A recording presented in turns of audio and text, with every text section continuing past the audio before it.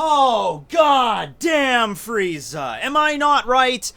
Watching this episode, isn't that your immediate reaction? Just goddamn Freeza. And let me tell you, man, if you like that guy, if Freeza, I mean, I like him too, but I'm saying, like, if Frieza's, like, one of your most, like, favorite characters in the entire story, this is the episode for you. This is your freaking wet dream right here, Dragon Ball Super Episode 95.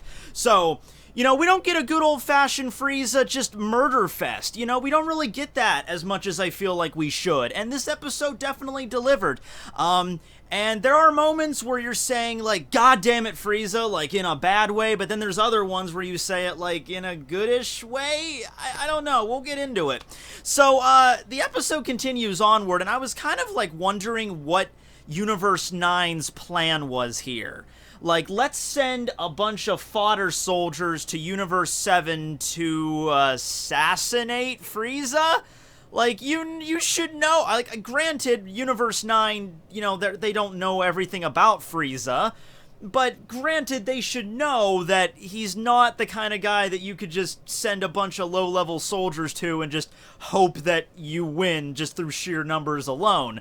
So I'm sitting there like, what are they gonna do? What's their game here? So they're led by that, the Bulldog guy, which I will refer to as Captain Snuffles, because that just seems like a fun name for him. Captain Snuffles, he shows up and he's like, I can't tell you where we are. Frieza immediately shoots him in the arm. He falls into the water. You know, Baba's palace is all around like a lake, so he falls in the water. Then a bunch of the foot soldiers are up there, like, basically taunting Frieza, making it very apparent, like, hey, yeah, our universe is full of a bunch of rough and tough, you know, warriors. You should come over here. So, obviously trying to bait Frieza into, you know, either into fighting them and seriously trying to assassinate him, which is not going to work at all. Like, there's negative % chance that's going to happen. Or they're trying to draw him over to their side, but I don't think that's the case, because later on in the episode, Frieza actually offers Sidra and Ro the option to join Universe 9, and they're, like, shocked by it. So, I can only assume that they were really so stupid they thought this was going to work. Oh, but no! You might be thinking, no, that wasn't their whole plan. That, you know, Sidra and Ro were not going to send an entire legion of just nobodies to try to assassinate Frieza. Oh, no. They have a trump card here. Sidra, before sending out Captain Snuffles, gave him some of his Hakai energy, some of the energy of destruction that only the gods of destruction can wield. So that's pretty cool right away, that we know that this energy source, it's like a separate version of Ki, like a reserved energy. Like, you ever watch Yu Yu Hakusho, how Senshui was able to use the sacred energy that nobody else could use, and it was like a completely different type of energy? That's what, like, the destruction energy is, a type of energy that can only be wielded by the gods of destruction. Which is cool, because that maybe gives you an idea of how a mortal can become a god of destruction. Like, when one god of destruction is passing on the power to another, they, like, rip out their, like, they give them their Hakai energy. Like, did you ever watch Yu Yu Hakusho, that scene with Genkai taking out her spirit orb and giving it to Yusuke? Kind of like that. Just making a lot of Yu Yu Hakusho references here, I don't know. Anyway, that could give us a hint on how one god of destruction is, you know, passed on to another one. So that's cool right there. So he gives him just an orb of it, just like a small, minute amount. It's probably only like 1 or 2% of the total destructive power that it could do. But Sidra states, if anybody gets hit by this, they'll at least get seriously injured, or if they get destroyed by it, they're gone. They're not going to get sent to Otherworld or anything like that. They are just poof, out of existence, you know? So he gives this to Captain Snuffles, and so he shows back up in the battlefield, you know, while Frieza just goes ham on everybody. It's great, dude. It's awesome. It's so well animated, this episode. Really good scenes, really good animation here. The first good round of animation occurs when Frieza just, you know, powers up and then proceeds to just zoom around and slaughter all of these random fodder soldiers in really unique ways. He uses, like, the energy beam shot, like the focused energy shot he uses, but he uses, like, a multiple version of that. There's one amazing scene where, all of these, like, the people they come out of, like, they rush Frieza. Frieza just, like, super speeds right in front of 4 of them and just, like, taps all 4 of them on the head. And then their heads just expand and explode. Like that. That's beautiful. Absolutely beautiful. Anyway, it culminates with Goku and Frieza having a little bit of a disagreement. You know, Goku's not really a big fan of just mass genocide, so he's like, "Hey, Frieza, you need to stop this." And he goes up to Frieza. It's actually this funny scene where Frieza's about to kill another soldier, and Goku appears in front of Frieza, and you know Frieza's just thinking like, why would you think this would deter me from shooting you? If nothing, this makes me want to fire off this shit even more. But anyway, Frieza and Goku get into an argument, so Captain Snuffles takes this moment to try to, like, sneak up behind Frieza, and then, like, begins to pull up the god of the Hakai energy in his hand. He's gonna throw it at him, but then Frieza, of course, notices him. He's not a freaking idiot. Frieza has honed his mental state to a whole new level while trapped in hell, which you'd think would be something he would have done the first time he was in hell, but maybe in the first time he wasn't prepared for what was going to happen. He was just, you know, filled with so much rage the first time. But after he came back and then died again, he's like, well, if I'm gonna be in hell, I might as well make good use of my time here. So, while all of the bunch of teddy bears and the angels and the fairies were singing, you know, go come kumbaya around him, Frieza was like intense mental training. And I guess the time frame in hell was like different, or at least it felt like an eternity to Frieza. So this entire time he was down there, he was just running simulation after simulation of him killing Goku and how he would do it. So that whole problem with Golden Frieza's energy beginning to deplete, that's the whole reason that Vegeta and Goku were able to like kind of like easily take him. There was that moment in Resurrection of F where Vegeta's like, okay, Frieza, let me tell you why you're gonna lose. It's not hard, I'll tell you. That new form of yours, you have no experience with it. You immediately achieved that form and then came to Earth. You have no experience with it. You're burning out. You're burning your fuel way too freaking fast. We have better control, so you're gonna lose. So Frieza's overcome that obstacle, which is good.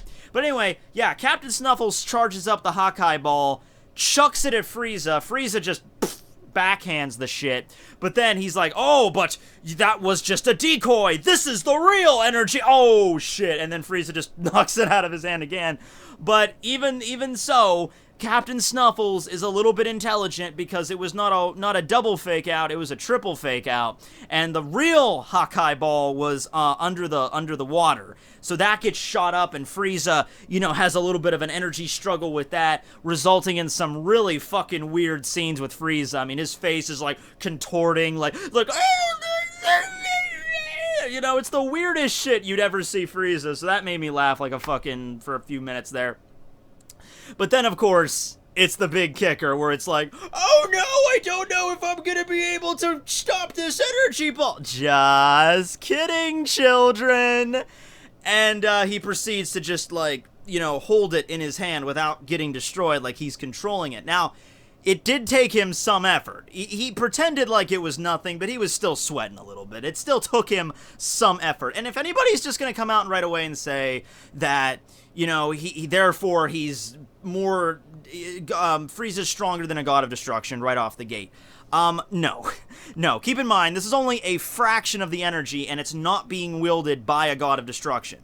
Don't conflate this, like, small fraction of Hakai power to the same as, like, you know, if Beerus was just giving him the fucking hand, Hakai, the same thing he did to Zamasu.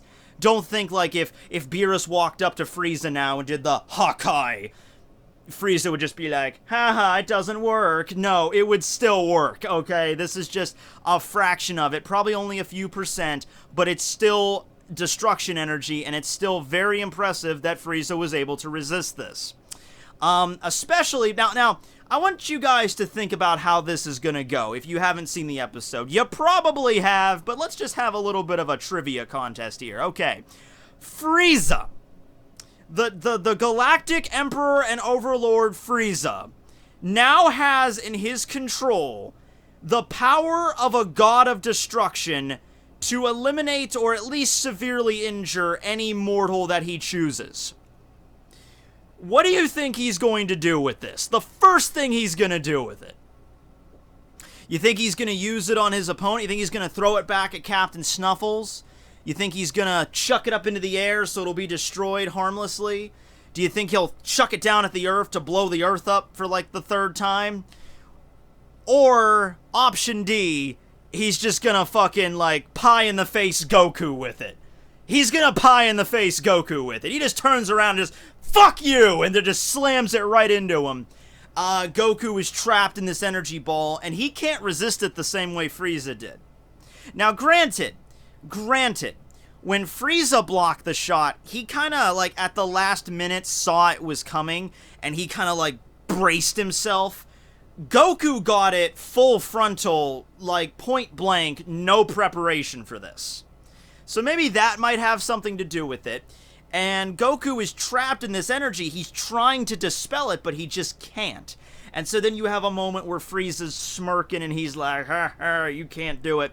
He takes this moment to torture a few more of the grunts until they, you know, eventually, like, I want to talk with Sidra. And he's like, oh, well, I don't know who that is. Oh, okay, I'll tell you. Okay, I just said I'd tell you. Damn it, quit hurting me. He kills like 4 or 5 of them until he finally gets to the point where, anyway, this is Freeza we're talking about here. He don't fuck around. Okay, so eventually he gets in contact with Sidra and Ro and states that he wants to fight for them for Universe 9. Sidra and Ro are like, can we even do that? But they take out the official Tournament of Power rulebook, published by the Grand Priest only 20 minutes ago. Takes out the official rulebook, and they're like, yeah, I mean, there's nothing in there that says we can't. But why would you, I mean, you're already a traitor, like, we're aware of this. What's to stop you from being a traitor to Universe 9? And also, aren't you kind of connected to your universe? If you join our team, and we win, your universe gets eliminated. Don't you have memories? Don't you have family or some loved ones? And everybody watching immediately is just like, Ro, you don't know shit. Frieza given the same thing, just smirking like another really done, well-animated scene, just like, I don't know who you think I am, but I do not know what these such things as friends are.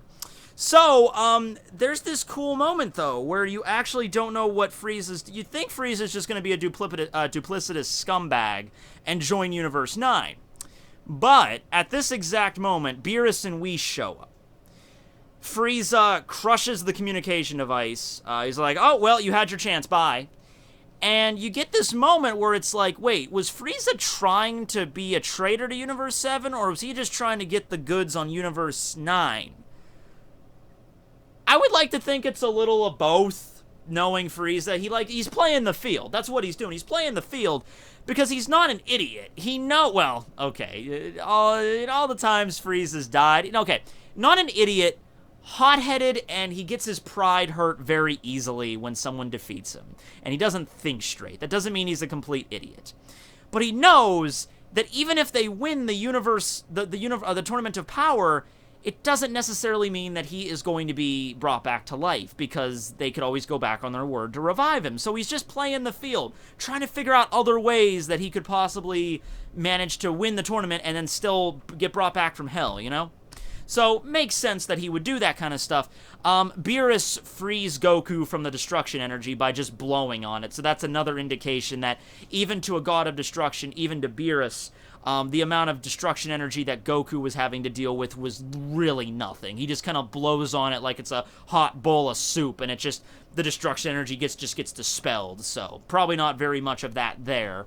So don't be getting your panties in a wad yet. Like Frieza's stronger than a god of destruction. You know, don't be getting crazy.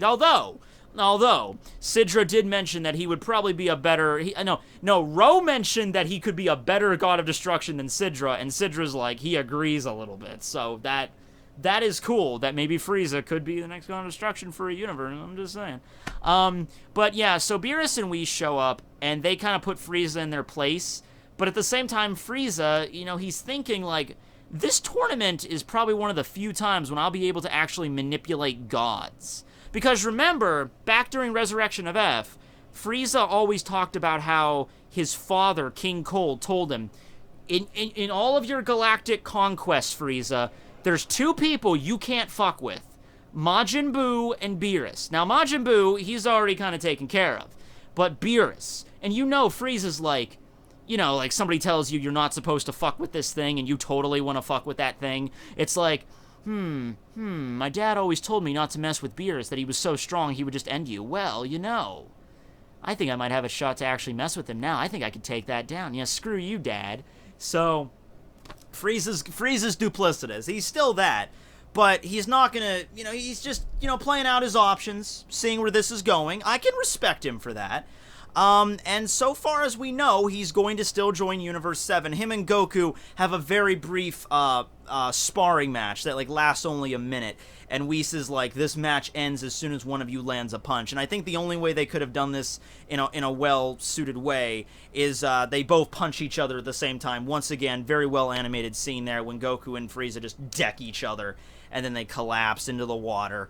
I'm assuming they get healed up with a sensu bean or something, and then now they, at the end of the episode, they're there, they're ready to go. The Tournament to Power stage is completely finished. The Grand Prix shows that off to Zeno. Zeno loves it. They can't wait. And the next episode, guys, we're going there. We're going to the World of Void. We're setting up the tournament. Everybody's going to start meeting each other. Jiren makes a proper appearance next episode. We're going to see him and Goku. We're going to see, from what it seems from the next episode, we're going to see members of the universes that are not competing, like Universe 1 and 8. They're going to, maybe display some martial arts skills to show you how it's done, to show you how to make use of the fighting stage. They're just kind of like examples for what the real fight's going to be. So, I'm looking forward to next episode, just for Jiren alone. But also, we're going to see Frost meeting Frieza from Universe 6. Oh, man, this is going to be cool. It's going to be fucking cool. I'm really pumped. I'm glad this episode, I'm honestly not super pissed that that's not following the spoilers now. Because Catella's still up to something, but he doesn't appear in this episode really at all. But he is certainly still up to something. I don't know what that something's going to be. But Frieza is still fighting for Universe 7. He actually replaces Boo in the ending now, which is cool. But you still can't trust him as far as you could throw him. And he still might do something at the very last minute to maybe... I don't know what he's going to try to do. I have no idea. But next episode, we're kicking right into it. World of Void. This is happening. This is legit. Love this episode. What do you guys think about it below? Thanks for watching, everybody. This will be Tekking101 signing out. Onward to the battlefield.